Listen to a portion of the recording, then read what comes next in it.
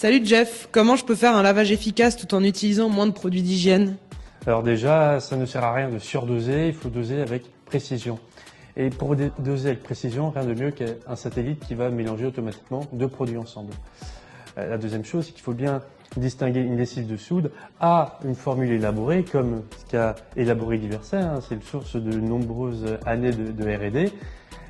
Cette formule élaborée, elle comprend des tensions actives qui vont améliorer l'effet mouillant et qui vont améliorer l'efficacité de la soude sur le tartre. Donc, meilleure efficacité et moins d'eau de rinçage. Et est-ce que c'est d'ailleurs possible de réduire considérablement ma consommation d'eau pendant mes phases de lavage en cave? Alors déjà, le premier conseil simple, c'est de faire un rinçage séquentiel. 2 fois 5 minutes au lieu d'une fois 10 minutes. Deuxième chose, c'est de contrôler régulièrement avec des bandelettes pH. Une fois que votre pH est neutre, ça ne sert à rien de continuer à rincer. Troisième point, c'est, si vous le pouvez, c'est de faire de l'injection de CO2 dans votre eau. Ça permet d'acidifier l'eau et de cette manière, on obtient un pH neutre plus rapidement. Et c'est quoi le plus gros risque en termes de sécurité?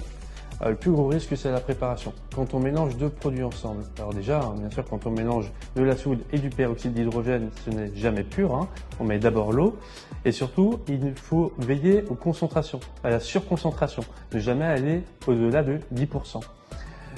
C'est d'autant plus dangereux dans les petits contenants comme vos pulvérisateurs où il y a un risque de chauffe, voire même d'explosion. Merci. Merci Margot.